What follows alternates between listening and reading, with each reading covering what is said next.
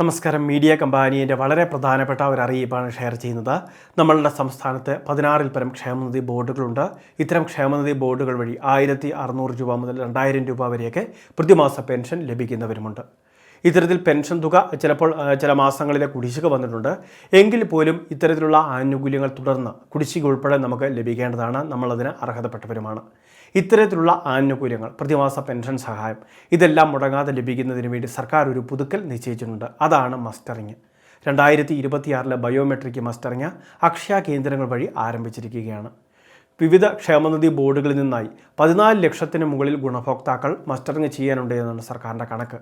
അങ്ങനെ മസ്റ്ററിങ് ചെയ്യാനുള്ളവരെല്ലാം ഇപ്പോൾ ഇത് പോയി ചെയ്യുന്നതിന് വേണ്ടി ശ്രദ്ധിക്കേണ്ടതാണ്. അക്ഷയ കേന്ദ്രങ്ങളിൽ ആധാറുമായിട്ട് എത്തിച്ചേർന്ന് വേണം ഇത് പൂർത്തിയാക്കാൻ. നിലവിൽ വിവിധ ക്ഷേമനിധി ബോർഡുകൾ വഴി പ്രതിമാസം ധനസഹായം, അതായത് പെൻഷൻ തുകയായിട്ട് വാങ്ങിക്കൊണ്ടിരിക്കുന്ന എല്ലാവരും തന്നെ ഇത് ശ്രദ്ധിക്കേണ്ടതാണ്.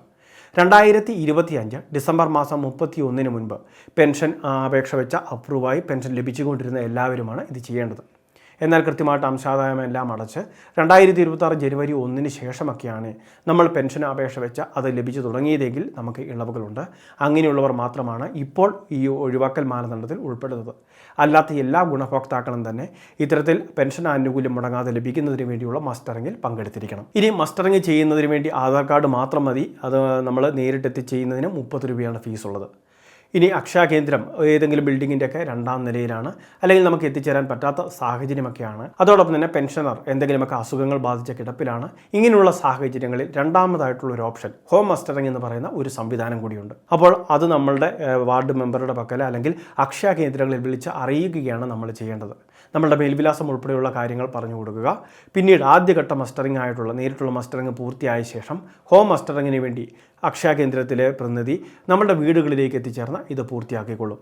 അങ്ങനെ നമുക്ക് പെൻഷൻ തടസ്സമില്ലാതെ ലഭിക്കുകയും ചെയ്യും. അപ്പോൾ ഈ പെൻഷൻ ആനുകൂല്യങ്ങൾ തടസ്സമില്ലാതെ ലഭിക്കുന്നതിന് ബയോമെട്രിക് മസ്റ്ററിങ് നമ്മൾ പൂർത്തിയാക്കിയേ മതിയാകൂ. ഇനി ആധാർ നമ്മൾ പുതുക്കിയിട്ടില്ല എങ്കിൽ മസ്റ്ററിങ് പരാജയപ്പെടുമോ എന്ന ഭീതി ചിലർക്കുണ്ട്. എന്നാൽ ബയോമെട്രിക് മസ്റ്ററിങ് സിമ്പിളായിട്ട് തന്നെ പൂർത്തീകരിക്കുന്ന ഒരു പ്രക്രിയയാണ്. ഏതെങ്കിലും കാരണവശാൽ മസ്റ്ററിങ് പരാജയപ്പെടുകയാണ് എങ്കിൽ മസ്റ്ററിങ് ഫെയിലിയർ റിപ്പോർട്ട് സഹിതം നമുക്ക് ലൈഫ് സർട്ടിഫിക്കറ്റ് ഹാജരാക്കാനുള്ള അവസരമുണ്ട്. അത് കൃത്യമായിട്ട് അക്ഷയ കേന്ദ്രത്തിലെ പ്രതിനിധി കൃത്യമായിട്ട് നമ്മളോട് പറയും. അതനുസരിച്ച് തന്നെ കാര്യങ്ങൾ വേണ്ട വിധത്തിൽ നമ്മൾ ക്രമീകരിച്ചാൽ മതിയാകും. അപ്പോൾ പെൻഷൻ ആനുകൂല്യങ്ങൾ വാങ്ങുന്നവരാണ് ഈ ഒരു മസ്റ്ററിങ് ഇപ്പോൾ ചെയ്യേണ്ടത്. എന്നാൽ അംശാദായമൊക്കെ അടച്ചുകൊണ്ടിരിക്കുന്നവരെ സംബന്ധിച്ചിടത്തോളം നിലവിൽ ഇപ്പോൾ അത് ചെയ്യേണ്ട, അതായത് മസ്റ്ററിങ് എന്ന് പറയുന്ന പ്രക്രിയ ചെയ്യേണ്ട ആവശ്യമില്ല. അപ്പോൾ ഈ പെൻഷൻ ആനുകൂല്യങ്ങൾ മുടങ്ങാതെ ലഭിക്കുന്നതിന് വേണ്ടി 2027 ജൂലൈ മാസം വരെയൊക്കെയുള്ള ആനുകൂല്യങ്ങൾ തടസ്സമില്ലാതെ ലഭിക്കുന്നതിന് വേണ്ടിയാണ് ഈ ഒരു നടപടിക്രമം എന്നൊരു കാര്യം എല്ലാവരും ശ്രദ്ധിക്കുക. ഇനി മസ്റ്ററിങ് ചെയ്യുന്നതിന് വേണ്ടി 2026 സെപ്റ്റംബർ മാസം 30-ാം തീയതി വരെയാണ് സർക്കാർ സമയം അനുവദിച്ചിട്ടുള്ളത്. അതുകൊണ്ട് തന്നെ ഇന്നോ നാളെയോ നിർബന്ധമായിട്ട് പോയി ചെയ്യണമെന്നില്ല. അതുകൊണ്ട് തന്നെ ഇന്നോ നാളെയോ തന്നെ ഓടിപ്പിടിച്ച് പോയി ചെയ്യണമെന്നില്ല.